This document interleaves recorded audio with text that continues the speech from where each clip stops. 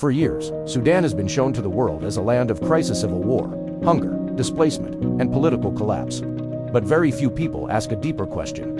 Why does a country with so much suffering attract so much international attention? The answer lies beneath the ground. Hidden under Sudan's soil are vast reserves of gold and other valuable minerals that the modern world depends on. These are the same resources used to power global economies, build advanced weapons, manufacture smartphones, and fuel green energy technologies.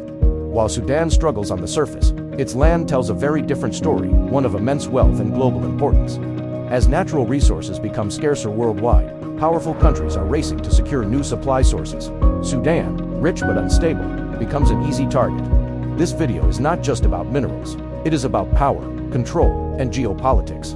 It is about how the land beneath Sudan may be shaping its destiny more than its people ever could.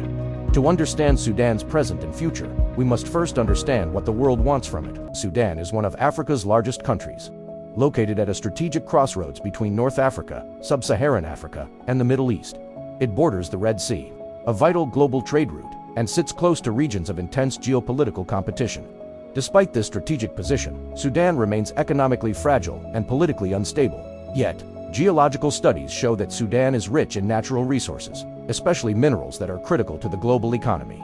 Gold, copper, iron ore, chromium, and possibly rare earth elements are spread across the country. These resources should have been a foundation for national development, but instead they have become drivers of conflict and foreign interference. In this video, we will explore Sudan's mineral wealth and explain why it has drawn the attention of global powers.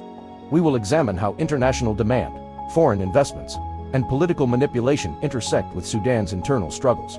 Most importantly, we will look at how this competition affects ordinary Sudanese people, who live above enormous wealth yet see little benefit from it. Gold is Sudan's most important mineral resource, and the main reason it attracts international interest. Sudan is among the top gold producers in Africa, with large deposits spread across regions like Darfur, the Nubian Desert, and the Red Sea Hills. Gold is not just a luxury metal, it is a foundation of global finance. Countries store it as a hedge against economic collapse, and it plays a critical role in international trade. In Sudan, however, gold mining is largely informal and poorly regulated. Much of the gold is smuggled out of the country, generating billions of dollars that never enter the national economy. Armed groups and militias often control mining areas, using gold profits to buy weapons and fund conflict. Foreign companies and external actors benefit the most, while local communities suffer from environmental damage and unsafe working conditions. Instead of bringing stability and development, gold has intensified competition and violence.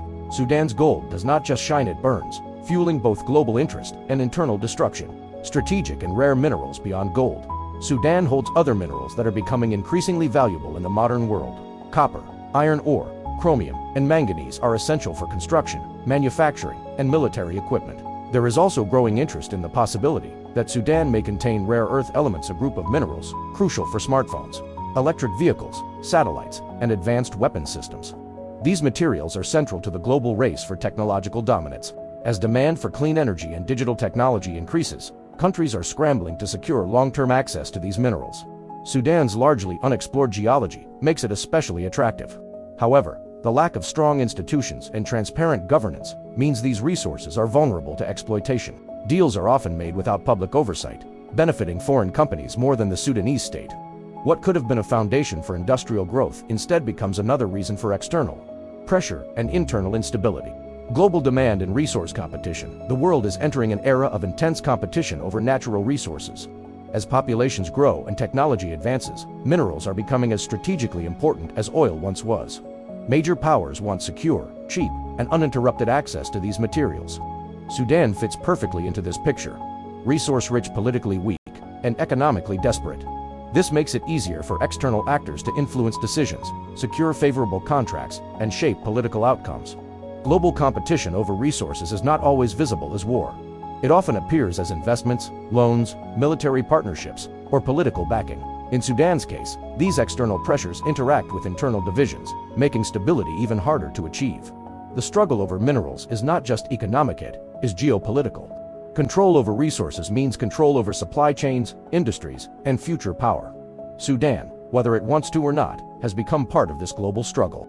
Foreign powers and their interests. Several foreign powers have shown strong interest in Sudan's resources. Russia has been linked to gold mining and security cooperation. China has invested heavily in infrastructure and resource extraction across Africa, including Sudan. Gulf countries are interested in gold, agriculture, and strategic access to the Red Sea. Western nations, while often speaking about democracy and stability, are also concerned about influence, competition, and access to resources. Each actor claims to be helping Sudan, yet their interests rarely align with the needs of the Sudanese people. Support is often given to specific factions or leaders, deepening divisions within the country. Instead of promoting long-term development, foreign involvement frequently reinforces short-term gains and power struggles. Sudan becomes less a sovereign nation and more a chessboard where global powers compete. The impact on Sudan's people, despite its natural wealth. Sudan's population faces poverty, unemployment, and displacement.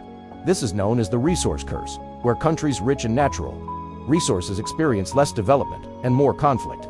Mining operations often damage land and water sources, destroying livelihoods.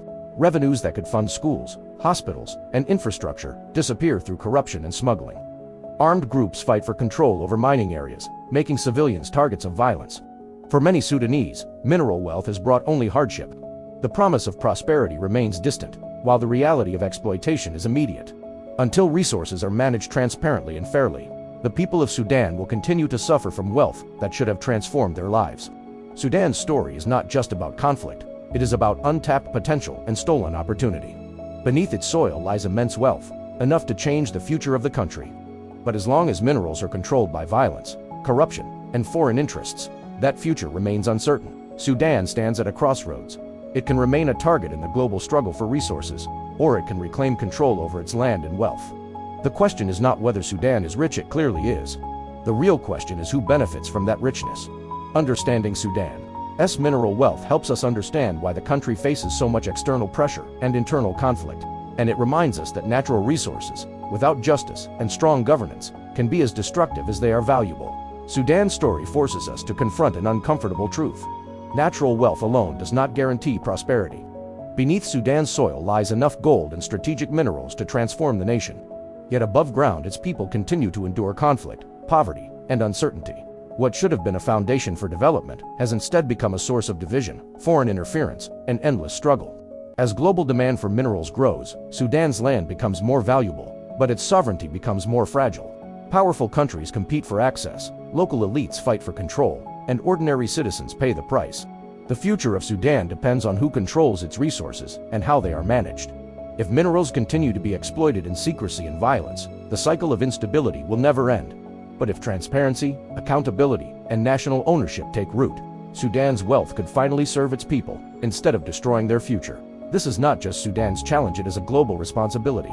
Because as long as the world profits from instability, peace will remain out of reach. Sudan is not poor, it is plundered, and until that reality changes, the struggle over its land will continue.